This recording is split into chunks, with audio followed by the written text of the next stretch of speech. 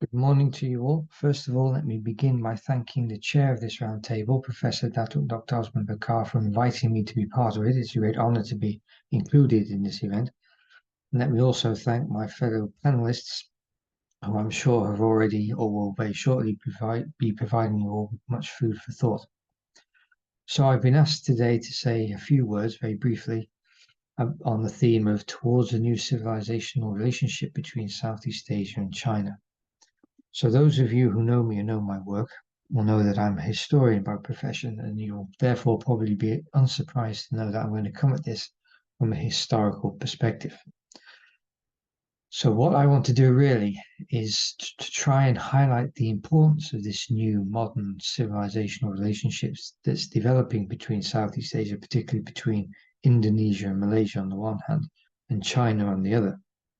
I want to try and highlight the importance of that new civilizational relationship by setting it within the context of the last 200, 250 years or so of global history. So let's have a look quickly at what that history has been like and what it entails. So in essence, the last 250 years or so, from the late 18th century onwards, has seen the Western world dominate the non-Western world, dominate the rest of the planet. So whether that's been initially through Europe and European colonialism coming to bear on Asia and South America and so on, or whether it's been more, as in more recent decades, the geopolitical influence of the United States in North America coming to bear on the rest of the world, it's seen the Western world be able to take its cultural expressions, being able to take those cultural expressions and impose them on the rest of the world, to reshape the rest of the world in its image. And this has wrought a series of widespread economic, political, social, and even intellectual changes throughout non-Western societies. So to take some examples, to elaborate a little bit on that. In economic terms, we've seen the rise of capitalism, particularly from the 19th century onwards. So capitalism has changed the way traditional societies in both in the Western world, but also in the non-Western world, are structured and have been structured. So whereas previously societies were often feudal in structure, with people associating with a kind of landed gentry, capitalism has fundamentally shifted that social structure and developed a class-based society instead. Tied with the rise of capitalism has obviously been the rise of industrialization, which has changed humanity's relationship with the natural world around it. So instead of living in harmony with the natural world, capitalism and industrialization has encouraged the domination, the control, the exploitation of the natural world. In political terms, particularly over the 20th century, we've seen the rise of democracy as an ideal form of government linked to the rise of individualism and the human rights regime, all of which are also tied to the rise of capitalism. So to take individualism as an example, capitalism is based on the idea of satisfying the needs and wants of specific individuals. So within that kind of an economic framework, it becomes quite natural that in a political, social network, social world tied to that economic world, the rights and desires of individuals will be privileged. Now that has come at the expense of more traditional communal based ways of living. So in more traditional societies, such as in traditional Islamic society, but also more in traditional Chinese forms of society as well, the emphasis was on the community, on the family, as the ideal core social form of organization. But in the Western world and in Western ways of living, which, as I said, have been exported to the rest of the world, that has been replaced with this emphasis on the rights and desires of the individual, such that the individual becomes the final arbiter of what is right and wrong. And this has wrought and is beginning to wrought in certainly in the Western world very widespread social changes, such that the traditional communal structure of society, particularly the family unit, is undermined, becomes undermined. So we get marriage equality, and we get ideas like gender fluidity becoming dominant within society and undermining traditional ways of living. But perhaps most importantly, in terms of how the West has come to bear and changed the wider world over the last 200 years or so, is in intellectual terms. So each part of the world, whether it's China, whether it's Southeast Asia, whether it's the Middle East, whether it's South America, has traditionally had its own way of looking at the world, its own way of knowing the world, of understanding the world, its own intellectual regime. And each of those regimes has been understood as, in a sense, parochial, as suited to their own particular region. So in Southeast Asia or in China, they've had their own intellectual discourse, their own way of seeing and understanding and interpreting the world. And that has been understood as being suitable and appropriate to China or to Southeast Asia. Now, what the West has been able to do over the last 200 years or so is take its own way of looking and seeing at the world and transform it from a parochial way of seeing the world as something unique to Europe or to the West more generally, to North America and so on.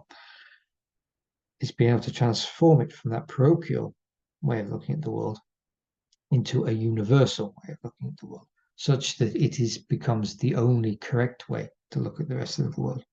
So to take my own discipline as an example of that, within the Western world over the 19th century, the idea developed of history as being an objective retelling of past events, right? So the purpose of the historian is to recount, is to use archival material, eyewitness testimony, and so on, and to recount history as it actually happened for the benefit of future generations. Now, regardless of the benefits to that way of looking at history, other societies, other cultures, particularly in Southeast Asia, have not always understood history in those terms. So in Southeast Asia, for example, in the Malay world, history was understood more as the embodiment of particular social values. So the telling of history would perpetuate those social values and ensure their survival. So the story of Hang Tuah, for example, was about perpetuating the idea of loyalty to the ruler as a social virtue. So whether or not Hang Tuah actually existed, or whether or not he did the things that the Sejarah Melayu says he did, which manifests this loyalty to the ruler, was really besides the point. It wasn't the point whether or not he actually existed or he did those things. The point was that his story, his figure, perpetuated those values. Within the Western context, the issue becomes not the continuation of these values, but rather whether or not Hang Tuah actually existed. And if he didn't, then he can no longer embody such values or perpetuate such values, and those values stand in danger of then becoming lost. So the Western world, as I said, has been able to take its way of living, its way of understanding the world, and impose that on other parts of the world, such that non-Western societies, whether it's Chinese or Southeast Asia, are made to fall in line with those values, whether it's capitalism, whether it's democracy, whether it's particular intellectual ways of knowing the world. Now, that situation isn't, of course, all bad. It could be argued that capitalism has improved the standard of living in many places beyond the standard that any feudal society could have achieved. Democracy could be argued is a far more just form of society than dictatorships or authoritarian regimes. And you could argue that objective history is a better form of history than more subjective forms. But the problem is really, as I hinted at with the intellectual influence that the Western world has had, is that this situation over the last 200 years is fundamentally culturally imperialistic. It involves the Western world imposing its particular way of living, its particular parochial way of seeing the world on the rest of the planet as if it were the only legitimate way of living. And the rest of the world has been unable to resist that because it has been economically disenfranchised. It has been divided and conquered by the Western world in either colonial terms or in terms of geopolitical influence, having to either side with the United States or to side with Russia. So this brings us then to the strength of this new civilizational relationship between Southeast Asia and China, because both these regions, China in particular, but also increasingly Southeast Asia, being led by Indonesia's largest nation, are becoming more and more economically advanced, more and more economically independent, and as a result, more culturally independent. So China in particular is now very much master of its own fate, and it doesn't have to fall in line with what the United States, for example, might want, or with what Europe might want. Rather, it can go its own way.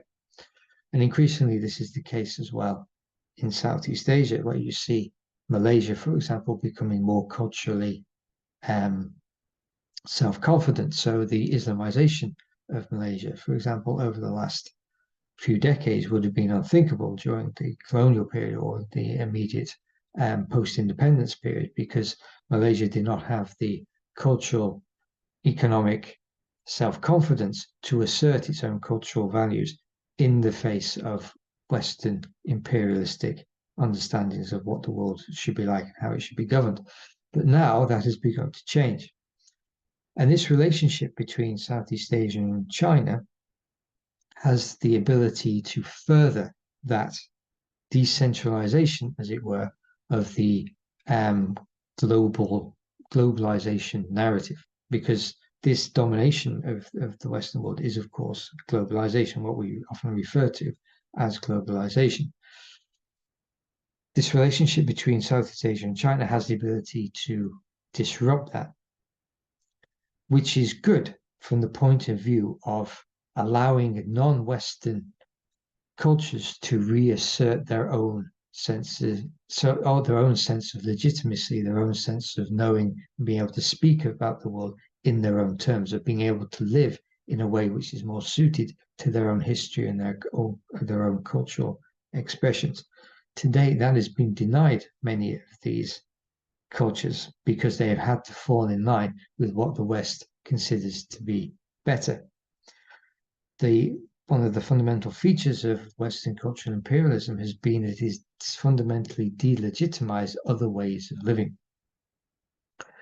This relationship, however, between China and Southeast Asia has the ability to reverse that and to reassert more traditional values, whether they're Chinese values or they're Islamic values or other form of Southeast Asian values. And ultimately, while that obviously comes with risks, such as the rise of authoritarianism that we see in China at the moment, which is concerning, it also has the ability to greater democratize global culture, to allow minority cultures, as they're currently perceived, to, as I said, reassert themselves. And this can only be a good thing. So I think that's me coming to the end of my time, if I'm looking at my watch. So I'll stop there and allow others to speak. Thank you very much for listening.